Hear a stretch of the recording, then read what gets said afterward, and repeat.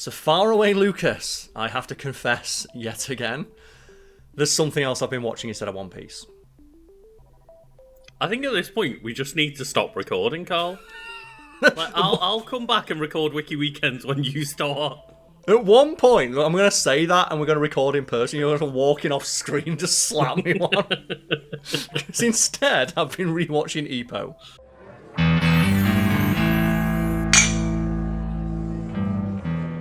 And this would be like the anime Hajime no Ippo or whatever it's called, It will right? indeed, yes. And so specifically, we're talking about the titular character, Ippo Makinuchi. And Lucas, you are only passingly familiar with Ippo, yes? But it is one of, like, the granddaddies of the manga and anime genre. Yeah, speaking of One Piece, isn't it also one of those animes that, well, not anime, but like the manga's gone for like thousands of chapters or something? The manga's still going, yeah. And it's like one of those things where each manga, because people don't know, Ippo is a manga and an anime based on boxing. It's one of the original sports animes.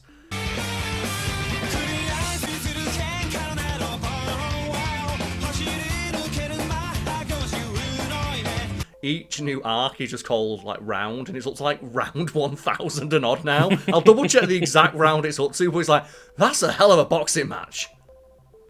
I mean, that's the thing, though, right? It's such an easy premise of you're just boxing a new person each time. Yep, and that's one of the things I love about Ippo. And, like, the anime is what I'm primarily familiar with, but because the manga is just so intimidating. Similar to One Piece, so it's so intimidating how much One Piece there is. Knowing that there's like 1,000 chapters of the Ippo like manga and it's still ongoing is very, very what's the word now? Intimidating. Yeah, because in the UK there is a bit of Hajime no Ippo, like the anime on Netflix, and it came up and it was a smallish number of episodes. I was like, oh, okay, cool. Like, I know that this is an old, cool manga and anime. And then when you told me, like, oh, it's, like, got more chapters than One Piece, I was like, wait, I didn't realise it was that It's massive. still ongoing to this day. And the annoying thing is that the anime, it ends on, not a cliffhanger, but it ends on, like, you know, they do, like, a back story for, like, the guy who trains Ippo. And it's super sick. It's set during, like, post-World War II Japan. And that's where you must have seen the clip where it's like the boxing match where it's just the American soldier versus the Japanese guy. And the Japanese guy, Kawagawa, who is like the guy who trains Ippo, he's like, well, I'm not a very good boxer, but I can punch real fucking hard. And all he does is just train how to punch real hard. And like...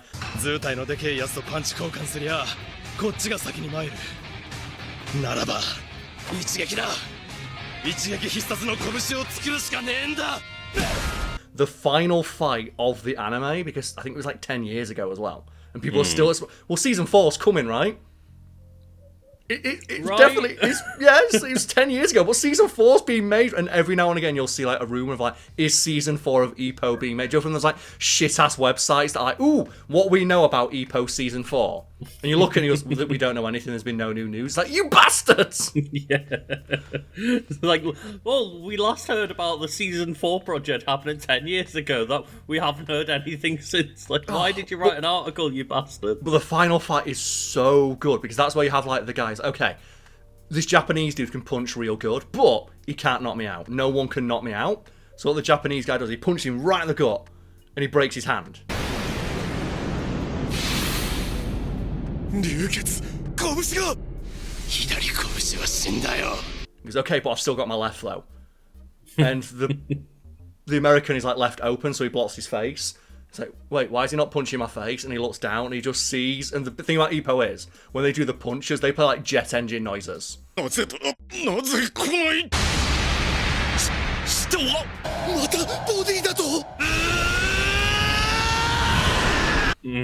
they play the sound of like a sledgehammer hitting steel when this guy like connects with the punch to the ribs, and all of his ribs shatter, and he lifts. He doesn't let his show fucking Ryuken to this dude.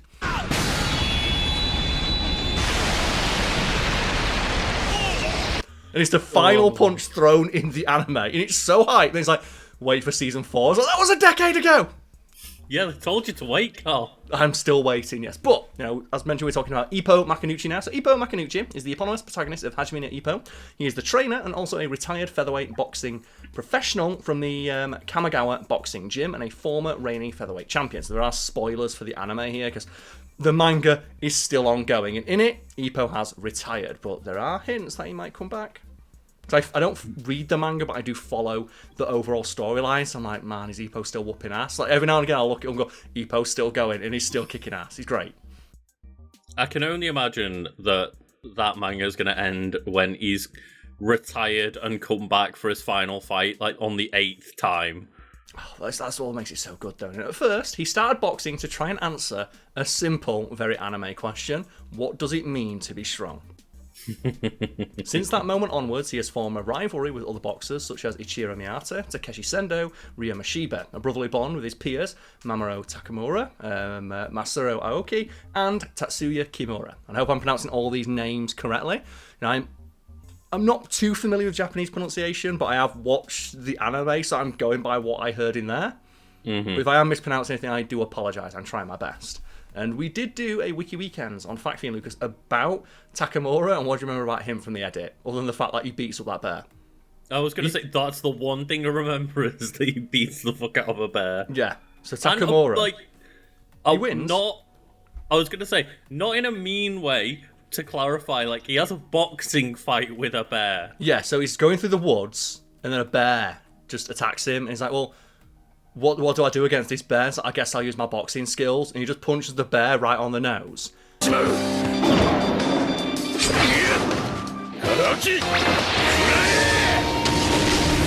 And literally beats it to death with his bare hands. And then...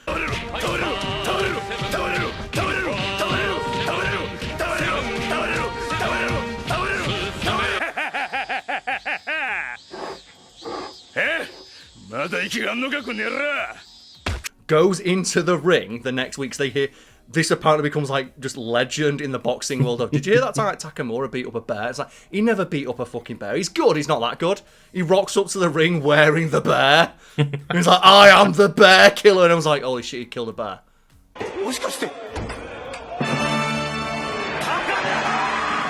And that's the thing, is like, I didn't want people to think, oh, he's just like, you know, poisoned a bear or something, and like, you know, like, obviously he still killed it, but he killed it honourably in a fight. A fight to the death, yes. And then he skins it and wears its flesh. And that's what makes Takamura, like, super cool. But we have here, Lucas, some basic biographical information about Ippo. So his manga debut, round 1. Just anime debut, round 1. Like, he was there from the very beginning. He's still there to this day. We have here his nicknames. So his nicknames include the Wind God, in reference to just his phenomenal speed, the boy with the Dempsey roll, and the unofficial king of the OBPF. And I presume that's just like the fighting league or whatever. No, it should be the OPBF. My bad. Because I'm guessing like the BF is Boxing Federation. Yeah. But yeah, so the Dempsey roll. And the Dempsey roll is like a move that Ippo learns, and it soon becomes a crutch. Because it's a very powerful maneuver that allows Ippo to deliver body blow after body blow. Because the thing about Ippo is he's not the best boxer by any stretch of the imagination, but he does hit real hard. They say like he hits as hard as a heavyweight while fighting in the featherweight division.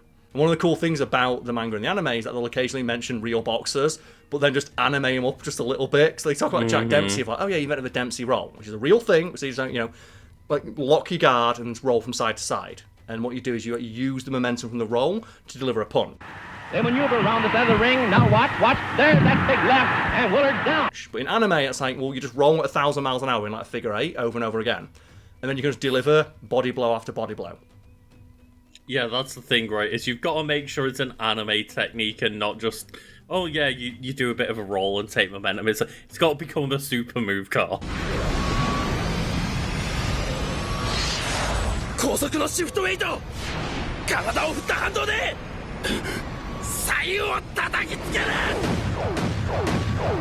It does indeed, yes. And Ippo eventually becomes over-reliant on it, which his opponents know. Because it's almost unbeatable because he's got the heaviest punches in the league.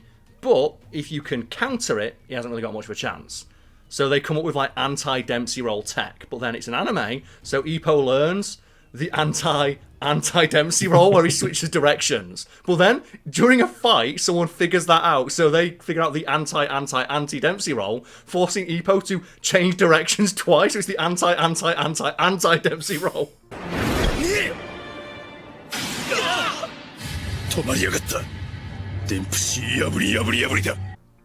And Honestly, it's so good. It sounds like he becomes a punch-out boss. Basically. He's got one gimmick, but you've got to figure out and learn that gimmick. Well, I think Giant Death Battle's coming back. I want Ippo versus Little Mac. Yeah, I'm surprised that wasn't one. I want that, because, like, you know, Mac's got the Star Punch, but Ippo's got the Dempsey roll. And the cool thing about the Dempsey roll is, like, they use jet engine noises, like, as he, like, speeds up. And then when he, like, switches direction, they play, like, braking noises from a car. Just the sheer amount of force he's putting. And then you have, like, the zoom in on his legs, and he's, like, tearing the muscles in his legs when he changes direction, because he's moving that fast.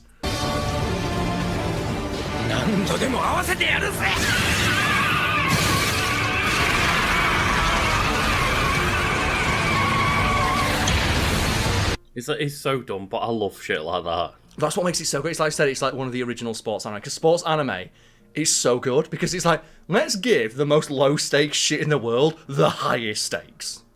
Yeah, and one that's also on my list, as well as Hajime, is Haikyuu.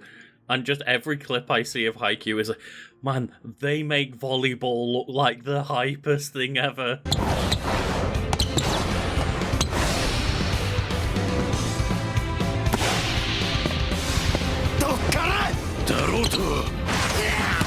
Yeah, and then there's the ice skating one, which I've heard is really good, so that's been on my list for a while. So I like the ice skating anime. Then there's the soccer anime, which I've also been reading. Then there's the table tennis one.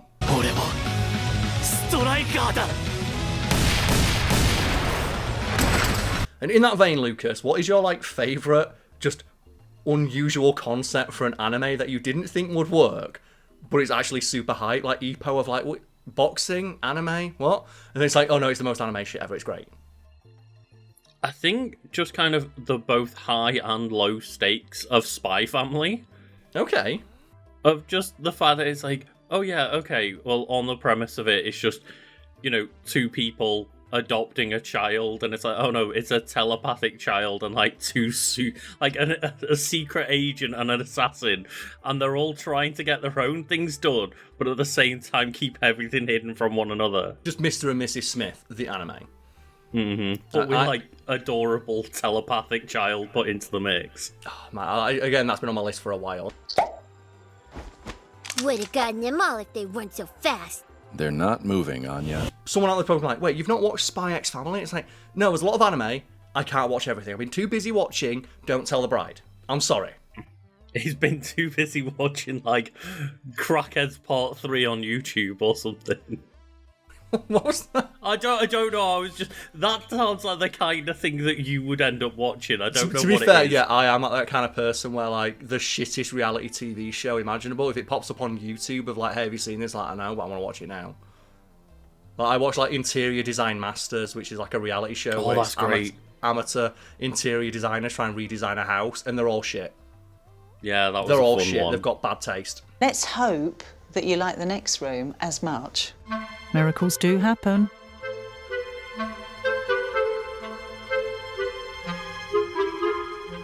What do you think, Rachel? Well, you've got your colour. Yeah, I do. I like the wardrobes and... No, it's too much. They do, and like, I find it really funny, because I know that every time that Karl clicks on a new program, just he hears like the faint whispers of Lucas in the air, just One Piece. And it's, you know what, One Piece, Lucas, it's on the list. The never-ending list. Oh, and I guess like the one for me is Redline. Redline's really famous, but I recently rewatched Redline, because people don't know Redline's like, it's a racing anime, but it's the racing anime, and the story is completely irrelevant because it's all about that animation. And I just forgot how fucking good the opening to Redline is.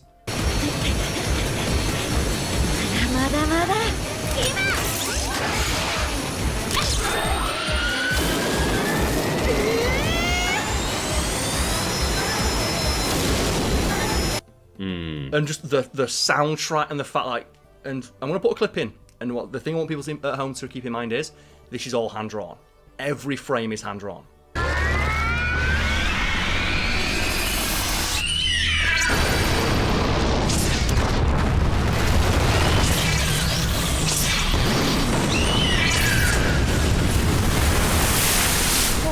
Is that Funky Boy? It's the only thing I know about Red Line is how good it goddamn looks. It looks so good. Because I think the story is completely irrelevant to what's happening on screen because it's so good. It's wacky races as an anime.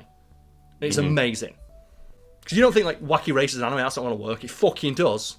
It's like just every single time, we mention, oh yeah, I need to watch this, or all I know about it is the drawing and stuff. Like, we plan on watching these things at some point. You don't need to tell us. Don't worry. There's a lot. That's the thing. There's a lot of content out there, and that's great because it means that I'll never run out of things to watch or talk about on Wiki Weekend. Speaking of which, the appearance. So the appearance of Ippo, it goes here. So striking resemblance to his father. He has black, short, shaggy hair and thick eyebrows. He has a light tanned complexion from his time working on his mother's fishing boat, and that's how he gets like so strong. Because the thing about Ippo is he's not a natural boxer, but he does have a natural affinity for it because he worked on a fishing boat, and they realised that him working on that fishing boat gave him the perfect foundation to become a boxer. And one of the things they talk about is like, you've not got great footwork, but you are so stable. How did you get so stable? It's like when I'm walking on a fishing boat, moving around and rocking on the seas while carrying heavy weights. And that's basically boxing training to stay like, like the stability on your feet.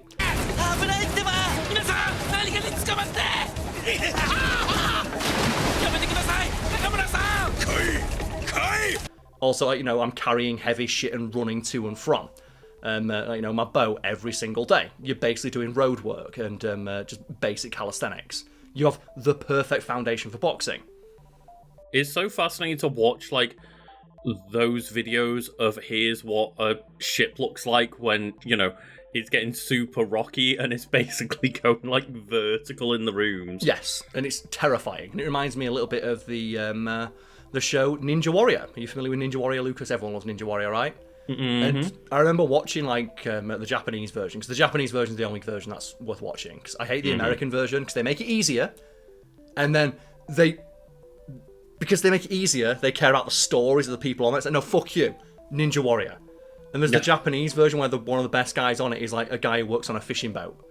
It's like, why does working on a fishing boat make you so good at Ninja Warrior? It's like, have you seen what a fishing boat does in the Japanese seas when it's a bit during tsunami season? And it shows him on his boat and he's like upside down.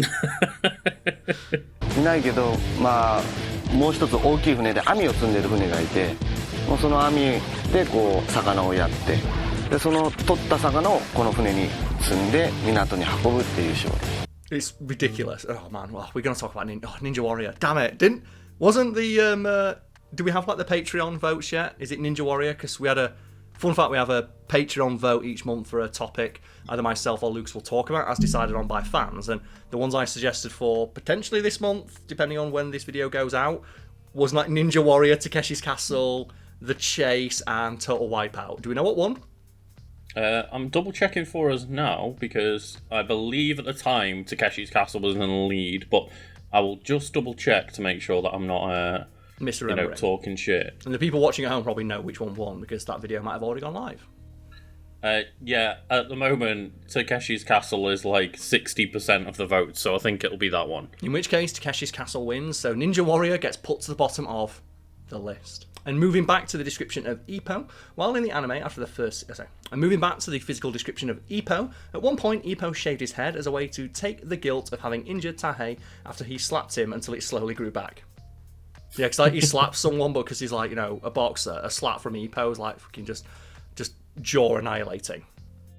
And that was one thing I was going to mention about his design, is that just...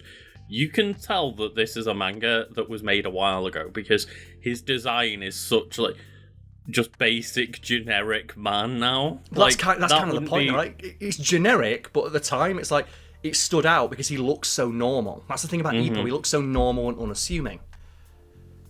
And yeah, that is the point. But it is a I guess, a sign of the times where just, I don't think nowadays you could make a manga with a main character that looks that generic. And one of the things about Ippo is it's somewhat grounded in the reality of how boxing actually works, but then they turn it up just a little. Like I said, the Dempsey roll is a real thing, but you don't rock side to side in a figure eight pattern at 1,000 miles an hour as the sound of jet engine whirs.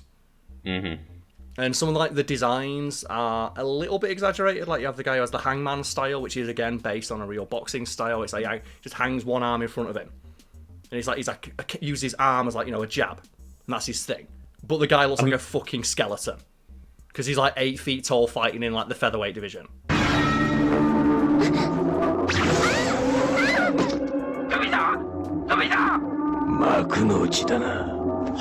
Is every single fight a brand new character? Because they'd have to come up with a lot of fighting styles. There's lots of like rematches and there's training, because it's the training that I enjoy. Like when you have like the flashbacks, they teach about the history of boxing. Well, they talk about like Muhammad Ali in that thing. It's like, oh yes, the god of boxing. I mean, he's like the god of boxing in the Ippo universe. That sounds right. And they'll occasionally like, introduce new characters when we just get their ass kicked or punched, I suppose in this case. And they do have a rolling cast of characters because, you know, on Ippo's way to the top, he's going to fight some jobbers. Of course, yeah. There are also some people there who will Joes beat, and then he'll rematch them, or they'll beat him and he'll rematch them, and he's got to learn to counter their fighting style. And one of the cool things is that, you know, the main named characters tend to have a specific fighting style because it's anime. And the thing about Ippo is that he does have like that tremendous punching power, but he's so versatile, and he does learn a lot of moves from his friends and from his rivals. Mm-hmm. And that's what makes him scary. That's the thing, right? You just, every time you kill your opponent, you steal their technique. What? Basically, yeah. He mentions here, his body was in shape even before becoming a boxer due to working at the Macanucci fishing boat. While in the featherweight division, his body is stressed as extremely muscular, even for a professional fighter. It should be noted that Ippo has a larger than average penis, which is a joke they keep making in the anime and the manga of like every time he's naked, they play an elephant noise.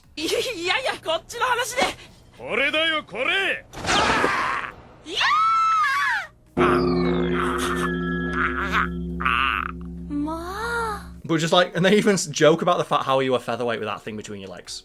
Oh, don't worry. They say size doesn't matter. And I'd be remiss at the moment to not mention a certain other athlete. Did you see this in the Olympics, Karl? Yes! The Italian dude who lost out on like a high jump record because his dick just hit the thing, which we can't put a clip in of because the Olympics will just copyright strike anyone using clips. So just go Google it. Yeah. I'll put a screenshot in of a frame from the video where you can just see his dong going dong.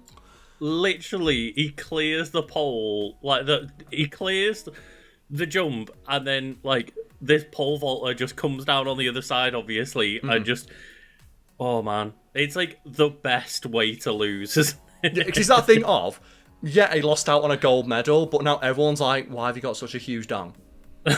It's like he's now got the world famous penis. Yep. The literally record-breaking penis. Because it broke his chance at getting a record. Anyway, we move on. Boxing ability. So Ippo is a pure in fighter, regarded as the #1 in fighter in Japan and the OPBF while he was still active, while also boasting the best raw punching power in the entire region. His typical style of boxing is to combine an evasive bob and weave style of dodging with fast dashing speed to get past an opponent's jabs and press into close range, where his speciality is liver blows. And that's the thing of, like, I remember when I watched, like, this breakdown of, like, why do liver blows hurt so much? And just the doctor just says, it fucking sucks. It basically shuts your entire body down. It's just one of those things where you do not want to get punched in the liver. Like, if you have a choice between getting punched in the liver and the face, get punched in the face, because you just get shut down. Yeah, it's like kidney punch, kidney punch, kidney punch. It's like you just don't want it. So a hard enough punch to the liver stimulates this vagus nerve, which causes your heart rate to decrease, your blood pressure to decrease, and that results in less blood flow going to your brain. In order for your brain to be protected and not die off, your body will cause you to pass out so that you collapse, go flat, so that blood has an easier time getting back up to the brain and this whole cycle can reset. And that's one of the things about Ippo. He has such raw, tremendous punching power that he's able to knock out boxers through just sheer force. And he doesn't even really hit them in the face that much. He just hits them in the body. Because that's the thing all the boxers are scared about. Like, and they talk about how you block your face to avoid a knockout. But Ippo can score knockouts by hitting the body. You can even hit through guard. Like, even when like people are blocking, they can still get hurt by him. And speaking of which, Lucas, do you have any favourite like punchers in anime? Because I mentioned right at the start where you have Kamigawa, where he does his punch and just knocks the fuck out of that guy and just shatters every single one of his ribs. It's like, get fucked. I mean, I think my favourite might just be regular consecutive punches. It's great. Because like, One Punch Man is basically, you have to mention it, right? You have to. When you're talking about punches in anime, you kind of have to mention that one, right? And there's so many good, but I just love just Ippo's. Like, some of the punches in it are fucking brutal. I do love, like, I've only watched season 1 of One Punch Man, because I don't know, it's one of those, at the time people told me season 2 sucks, and then over time people have kind of softened on it a little bit, but... It's the story is not really that great, but people who enjoyed One Punch Man want to experience more of it. People don't know why we're shitting on season 2 of One Punch Man. They initially had one of the best animation houses in the business do season 1, which is a nod to the fact that the original One Punch Man webcomic looks like this, and they brought in one of the best manga artists in the business to make it look like this. And the reason they brought in one of the best animation houses in the business was to replicate that level of quality in motion. And then for the second season, because they wanted to get it made in like 6 months instead of 3 years, they just hired someone cheaper. So it just doesn't look as good. And that's kind of the point of One Punch Man, was kind of to just look cool. Yeah, it's the whole thing. We're going to animate one punch better than an entire fight. Like, there's no fight scenes, there's just one punch, but it's animated with the quality of a fight scene from another anime.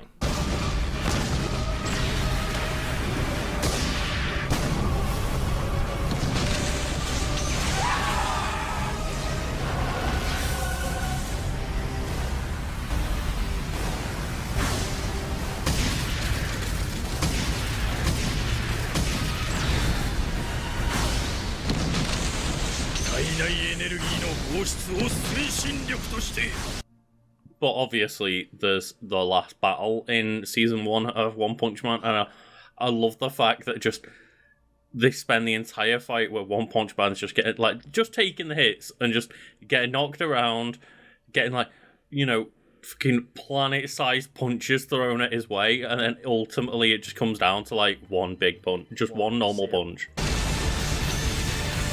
だったらこっちも切り札を使うぜ。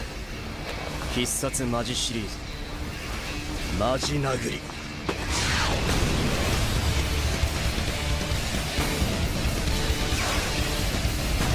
You know, and speaking of punching in anime, we continue with Ippo's boxing abilities. So his extraordinary punching power aided him to become the All Japan Rookie King and the most talented rookie award winner, as well as coming out victorious in the Class A tournament. In one go, he rose to the very top of the national rankings and earned a shot for Japan's throne in the JBC featherweight belt, although he was unable to take the title from veteran champion Eiji Date. He managed to defeat the champion Takeshi Sendo, taking the belt and defending a total of 8 times, while simultaneously building a reputation as the unofficial king of the OPBF. His durability and fighting spirit are considered to be his greatest attributes, each wholly unparalleled in Japan. And the thing they talk about is, okay, you're in Japan, right? You're the big dick in Japan, literally, in Ippo's case. Yeah, there's Americans out there who just absolutely fucking wipe the floor with anyone over here. And that's one of Takamura's goals is, I don't want to just be the best fighter in Japan. I want to be the best fighter in the entire world. And they tell you, you're not, okay, you're good, but you are a big fish in a little pond. There is a lot of good boxing talent out there. It's like, fucking bring him in. Bring him in. I'll knock them all out. And he does. And I think to date, I don't think Takamura has ever lost a fight. Oh. That's his whole thing of he never loses a fight. That's got to be challenging when you've had 2,000 fights or whatever. And they talk about there's never been a natural Takamura. Right? There's a fight where he wins it with his left just to prove that he can. Another one where he's he's blinded, so he just fights on pure instinct.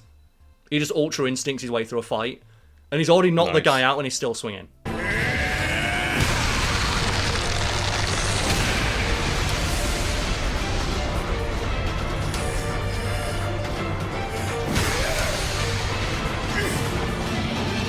When he first started out, Ipo was viewed as nothing more than an average boxer. However, after his win against the amateur world champion Alexander Volk-Zangief, others saw that he had grown as a boxer and recognised that a new star of the world of boxing had been born. As he fought more matches, his popularity grew, and even after disappearing from the rankings due to his second retirement, his name will still be mentioned around the world.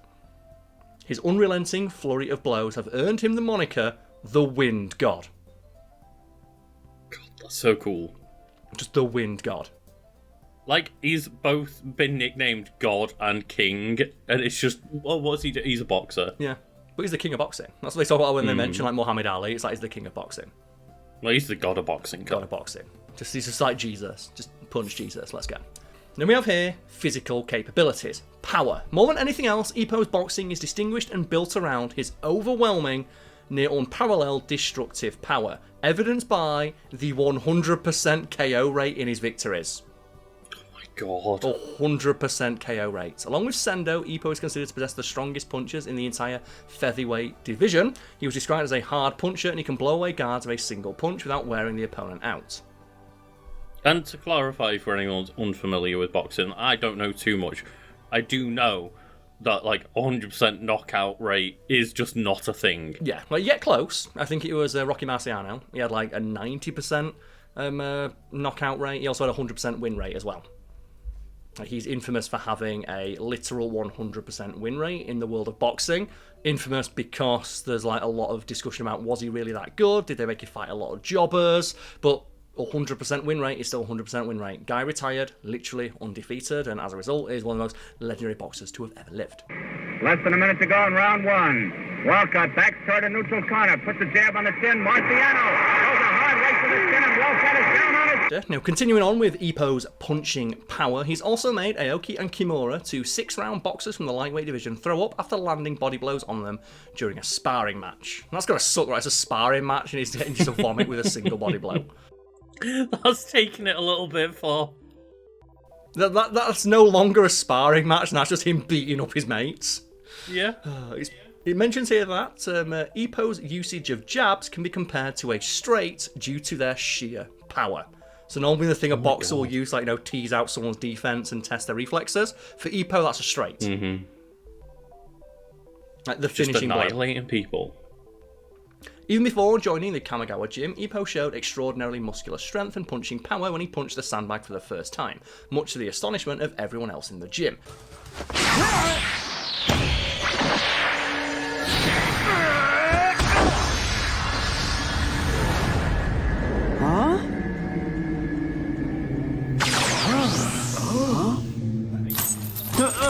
It feels great! Instead of settling with his already exceptional strength in order to focus on other aspects of his boxing, though he does, Ipo doubled down on his punching power during his career. That's the thing, hey, if I've got 99 in one stat, that's not the limit. We don't know. It can go higher, and it does. That's the thing, right, is you've got, like, a decision to make at that point of, like, you're already super strong. Do you want to work on, like, your fundamentals and become an all-rounder? It's like, nah, man, I'm becoming a specialist. I'm just going to punch real hard. And as mentioned, he does focus on other aspects of his boxing capabilities, but he realised, oh, this is my trump card. I'd be stupid not to take advantage of it. Mm-hmm. His punching power has at various occasions proven to be great enough to break bones, embed the mark of his fist in his opponent's body, lift them off the mat, cause them to bleed and take considerable damage, and even send them flying from the centre of the ring to the ropes or the corner with a single punch. Just fucking punch! Like, get fucked!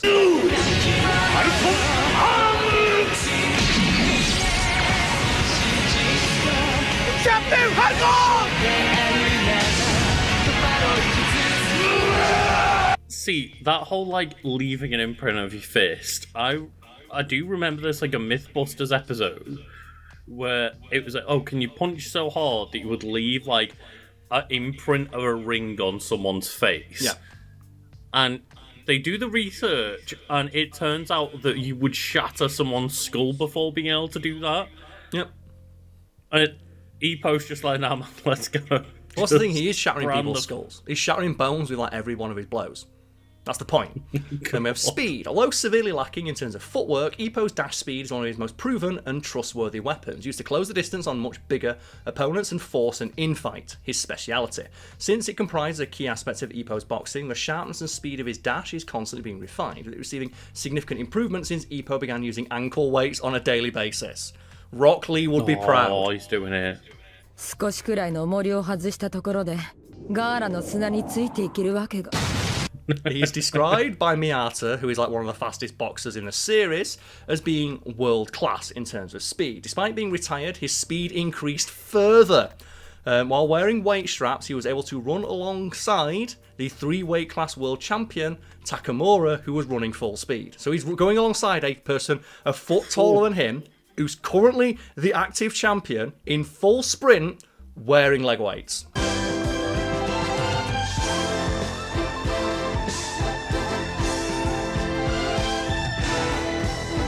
And Lucas, there's a couple more sections, but I think we should end on technique, because in an anime, it's always the special moves, right? The special moves are what you're here for.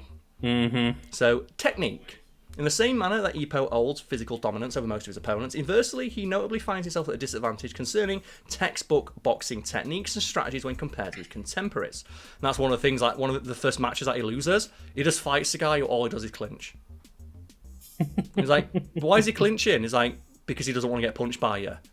Oh, how do you beat that? It's like, don't get clinched. Like, his first loss, he's just a guy who just clinches every time and jabs. He's like, but these jabs don't hurt. It's like, but he's scoring points. Yeah. And Ippo's like, fuck that knockout.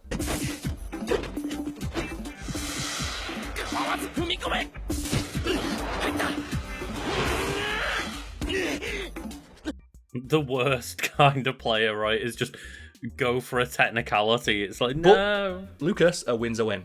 A win is a win. It's one of the things that Ippo complains about. Like, these punches don't even hurt. It's like, but he still won. It's like, but I'm a better boxer than that guy. Not on paper. He beat you. Yeah, and that's how you play the rules of the sport. But man, it doesn't make an interesting fight to watch. It does not. Yes, and that's where you get like when he fights against one of the dirty boxers, and the guy cheats, and that's his whole thing. Like, he cheats, like, but he cheats in such a way where the ref doesn't notice. Hmm. Like, he like does like elbows and stuff, and he plays it off as a mistake. And Ippo's like, how do I beat this guy? It's like. He's got like the little hidden toxic spike in his wrist, and he just punches you. I'm waiting though. I bet at one point in the manga, some guy brings a gun into the ring, and Ippo's like, "What a boxing technique! How do I counter such a great boxing technique?" How does one counter the shotgun?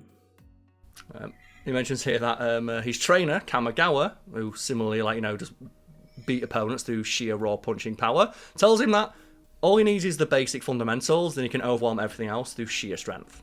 Mm-hmm. He mentions here that Ippo was able to come up with new techniques of his own entirely from scratch. The Dempsey roll, later on improving it into the new Dempsey roll, and then later improving it even further into the diagonal Dempsey roll. Oh my god. So basically he just goes from, like, a queen in chess. He can move in all directions simultaneously, and that's what he does. They say, with the latest version of the Dempsey roll in the manga, or my understanding of it is that he does a Dempsey roll where he's moving in all directions simultaneously. So you can deliver a punch from any direction and there's no way to counter it, because you can't counter a punch where you don't know where it's going to come from.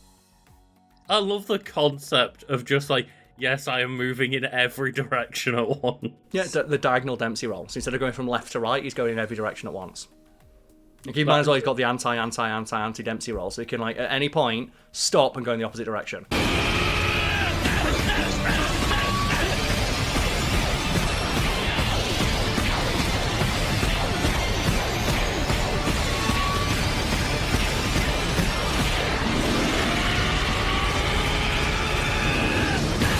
At that point, there's so many antis, I don't know if he's like going in the opposite direction or faking you out and going in the same direction. Well, it's like the concept of Yomi, right? Like the Yomi, like reading the mind of the opponent, and generally when you get to the highest level of competition, be it a boxing match or a chess match or a fighting game, normally when you get to that level of being able to predict your opponent, of like, okay, you are predicting their prediction, which is them predicting your prediction.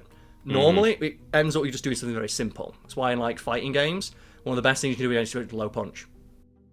It reminds me a lot of, like, playing Pokemon and doing that competitively of, like, you start going, well, if I was going to do this, then as an opponent, I would predict it and do this. And then you get to a certain point where sometimes it's better to just do what the simple first thought would be. And in regards to gaming, sometimes it is optimal to do what is unoptimal, because an opponent spends so long preparing for what would be the optimal action in that scenario, they don't expect what is unoptimal, and as a result, that works. Like you know, you can slip by their defenses by just doing what they don't expect.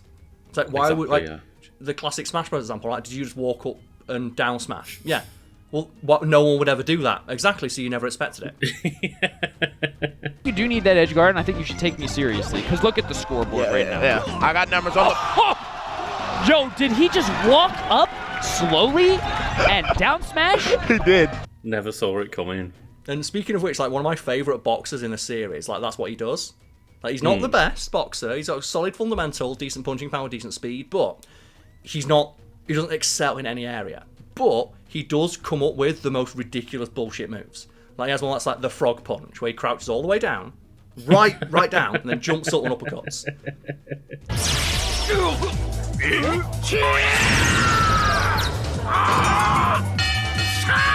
And everyone makes fun of him, like, you're just a gimmick boxer. It's like, but it works, though. And then he comes up with what might be the greatest move in all of, like, Ippo. The look-away punch. And what he does is, he's about to throw a punch, and he stops and he goes...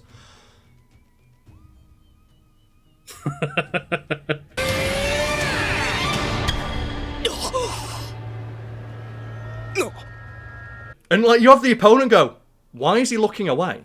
What idiot would ever look away in a boxing match? There must be something really crazy off to the side. And they turn.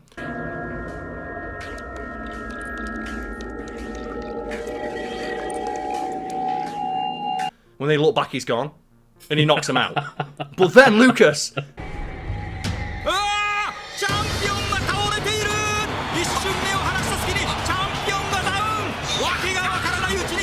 Here comes, like, the mind games. He gets back up and goes, okay, that worked once, but it's a gimmick. Gimmicks only work once. He does it again. But, and then you have, like, the internal dialogue of the guy going, okay, but why would he do it twice? Maybe there really is something there. And as he's looking off to the side, you have his internal dialogue screaming at him, do not turn your head.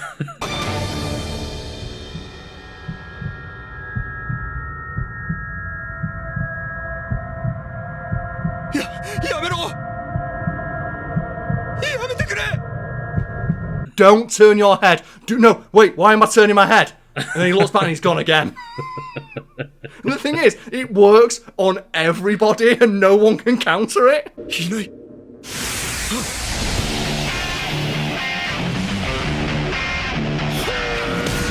But at some point, it's just human nature if you see someone, like... do something that's stupid. Over in, like, a shocked situation, it's like, yeah, you're gonna also look, right? Yeah, well, that's what makes it so funny, that you have the guy say, "What? That's stupid. Why would he look away?" Then and then, like, the funny bit is, like, the entire audience also looks, so they don't see the knockout because it works on the entire audience.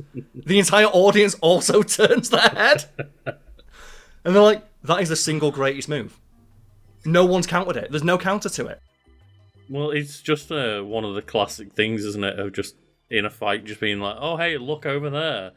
It's like, wait, what? And just sucker punch him. It's like, but it's also that thing as well of, like, if someone knows, like, you're a professional fighter, it's like, well, a professional fighter is not going to stop mid-fight and just look off in the opposite direction while dropping their guard. Something must be happening. Yeah. Right? No. And it's the mind game, the Yomi. Karl, something is happening. The look-away punch is happening. The look-away punch, you know. Finally, to end on, speaking of which, there's a section here simply titled The Over-Reliance on the Dempsey Roll. After his first loss, Ippo evolved through the creation of the Dempsey Roll. However, this edition was soon exposed to be a double-edged sword. Through the integration of the Dempsey Roll, Ippo not only added a powerful weapon to his arsenal, but completely altered his style to a new one, focused solely around the use of this technique. This new style consisted in persistently chasing the enemy in order to dodge a punch and dive in close to attack, preferably with the Dempsey Roll. A huge flaw in this approach is the predictability of its offense. As explained by OPBF champion Miyata, in every match, Ippo always steps forward and attacks head-on while repeating the same attack pattern, a trait that an observant boxer can easily take advantage of.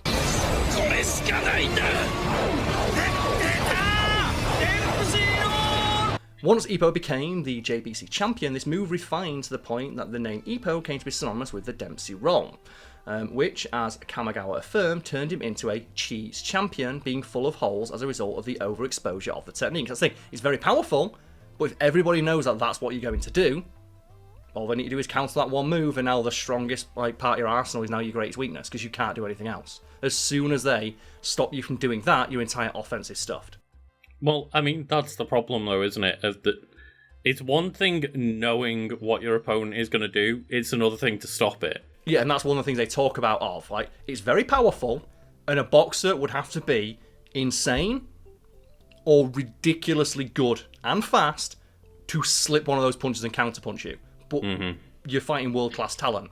There's going to be someone out there who can, and someone does. Which leads to the creation of the anti-Dempsey roll, where he switches sides. It's so stupid of just like the anti-Dempsey roll. So it's mentioned that despite all the complications the Dempsey roll would bring, this was thought of by Kamigawa as a necessary evil, a sacrifice in order to achieve victory. In the long run, all the trials and tribulations of Ippo that he confronted may have been the setup to an immense payoff in the form of a weapon even stronger than the Dempsey roll that would conquer all of its weaknesses, and that is the diagonal Dempsey roll that goes in all directions simultaneously. And that, again, that's so anime, right? Of he refines this incredibly potent yet easily countered technique to the point where it's now uncounterable. It's like Goku, right? Isn't it? Like, I'm just going to refine the Kamehameha to the point where it's unblockable. I'm going to combine it with instant transmission, and now I've got a completely unblockable attack. Yeah. And just, man, it annoys me that he doesn't do the warp Kamehameha more. He should do it all the time. Yeah. Like, Goku should be instant transmission in every fucking second. Every second of every Dragon Ball fight should be Goku instant transmission like 400 times. He should never stop doing it. But that's the thing. But there is a weakness to that. Remember in the Tournament of Power, they have the Yard Rats. And, like, you know, they're using, like, instant transmission. But I forget which one of the Z fighters it is, but they realise that it's good because it's instant, but it's predictable. I think it might be Tien, like Tien just launches a beam because he knows that's where they're going to go. Right, okay. So even a technique as powerful as the instant transmission can be countered. And that's the anime, right? Of like, this thing seems unbeatable. It always has a weakness.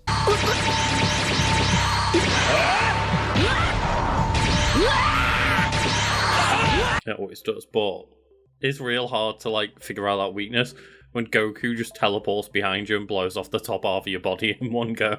It's one thing to say it as a weakness, it's another thing to actually expose that weakness mid-combat, because Goku's moving literally faster than you can perceive. Well, that's one thing that I do quite enjoy of, obviously, the joke in anime of, like, the 5 minutes of Frieza and just he doesn't know time and shit, but, like, just the fan theory of, no, that actually was 5 minutes. They're just moving so fast that's how long 5 minutes is to their brains. I thought that was like pretty much confirmed when you have like Frieza turn up on Earth with the Frieza Force, and a member of the Frieza Force tries to punch Krillin. And Krillin's like, why is he moving so slow? It's like, Krillin, you watched Goku fight God last week. Do you think Frieza Force member number 6 can punch fast enough to hit you? Time to claim my prize!